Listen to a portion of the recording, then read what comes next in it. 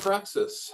My name is Greg Forster. I'm an assistant professor of biblical and systematic theology at Trinity Evangelical Divinity School.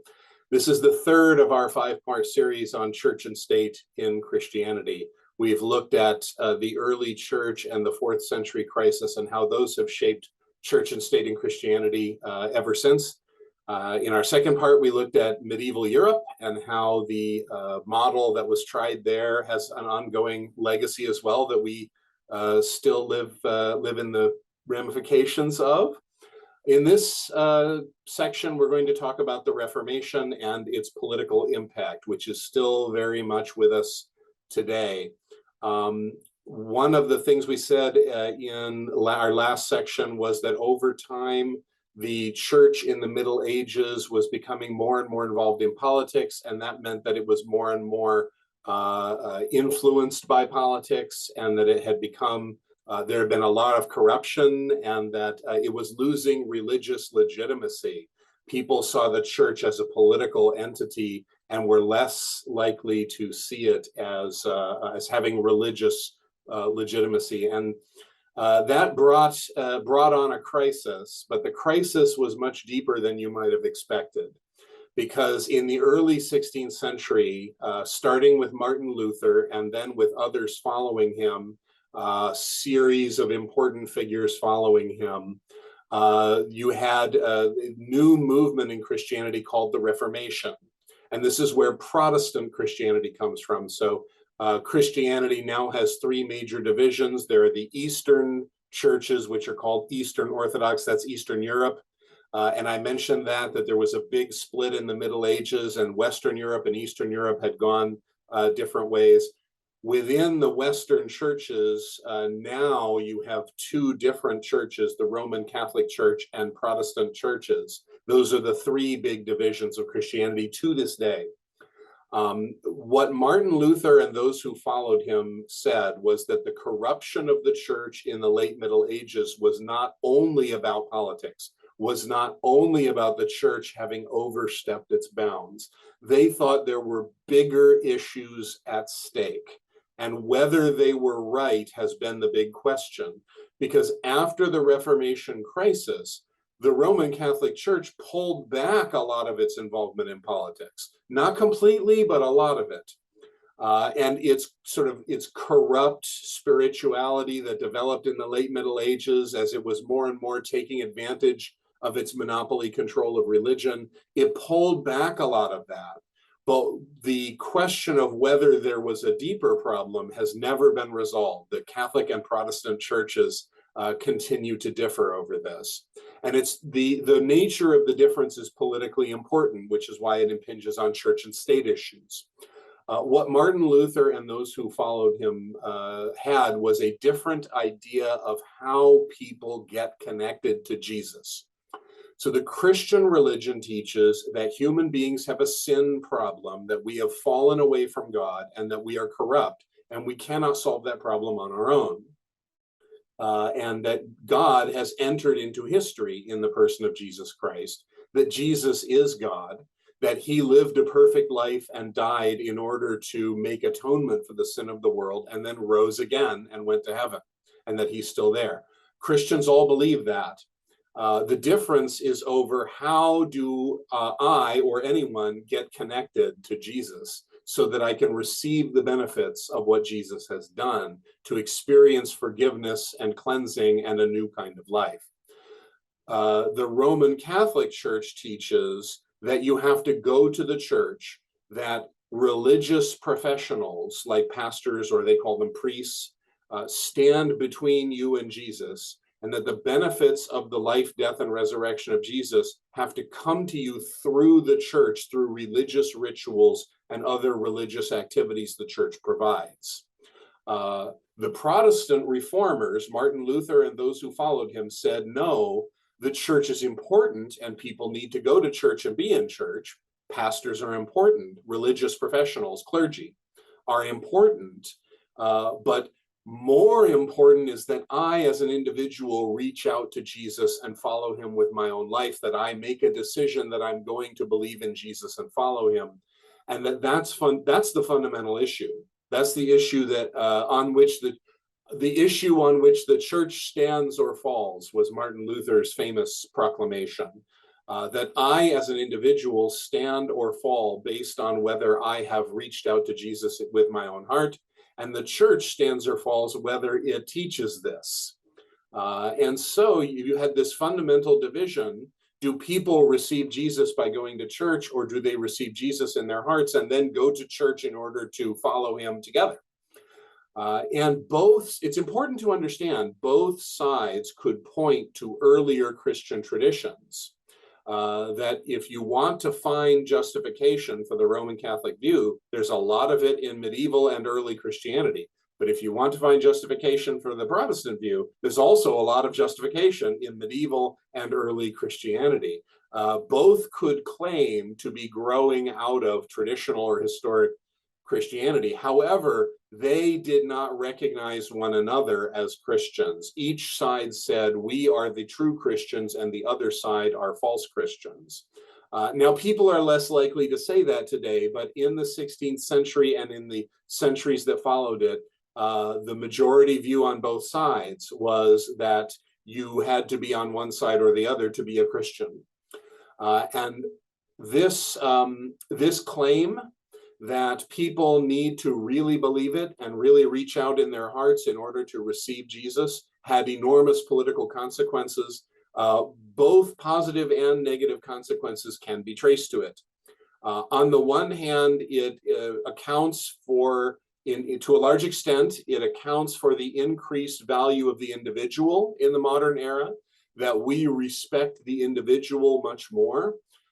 Because in response to the Protestant claim, the Roman Catholic Church had to begin respecting the individual more, even though they would not go all the way with the Protestants.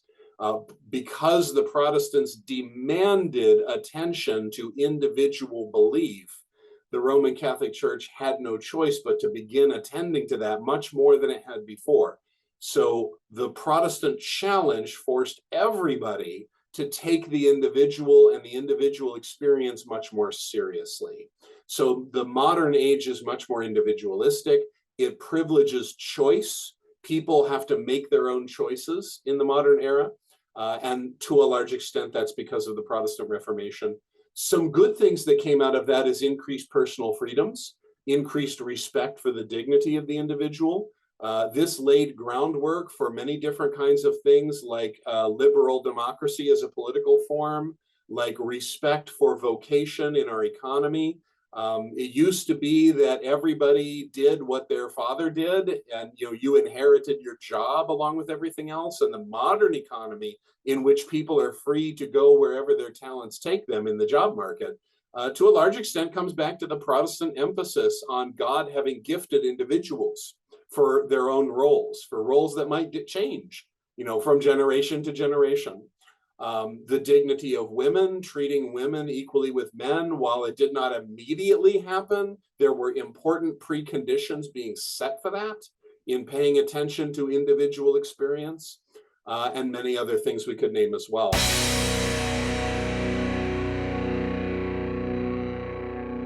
Meanwhile, however, that increased individuality also leads to fragmentation. Cultures have become much more fragmented. Cultures don't cohere the same way they used to because of the emphasis on every individual making their own choices, because of the emphasis on individual experience being the ultimate value. Cultures don't cohere, and it's become harder and harder to resist a slide into materialism and consumerism, where people just sort of feed their immediate desires and don't have higher aspirations. Unfortunately, while the reformers did not want that, Martin Luther and those who followed him would hate the idea that culture has fragmented and materialism and consumerism has arisen. But the emphasis on the individual experience has moved in that direction historically, and we need to recognize that. So there have been positive and negative results in the long term as a result of the Protestant Reformation and the response accommodating many of its concerns, even on the Roman Catholic side. But those are long-term impacts that we are still experiencing. However, a short-term impact also happened that is profoundly important, and that is the wars of religion. Starting in the 16th century with the split between Protestants and Catholics, there were enormous wars. And in addition to wars, there were all kinds of other forms of violence and hatred. There were assassinations and political intrigue and people, throwing each other in jail and taking their property, even torturing people in order to force them to change their religious views. The reason this happened was because of that tight interdependence between church and state that we talked about in part 2 of our series, where in medieval Europe, church and state worked closely together. Unfortunately, what this meant was when there was a division over the church, there also was a division over the state. If you were Protestant in a Catholic community, you were seen not only as religiously wrong, but as a political traitor, as someone who had betrayed the political community as well as the religious community. Because of that interdependence of church and state, if you were not on board for the religion, it meant you were not on board for the state as well. And so if you had the wrong religious views, and this was true on both sides, it's true for Protestants in Catholic domains, it's true for Catholics in Protestant domains. So the political systems mobilized to force people to conform to the local dominant view. And so this was why wars and assassinations and intrigues and all sorts of terrible things happened, because that tightly interdependent model could not accommodate a difference over religion, not a big, profound, and long-lasting difference over religion. And so Europe was plunged into 2 centuries of especially bad warfare and hatred. Now, warfare is always bad, but this was some of the worst in history.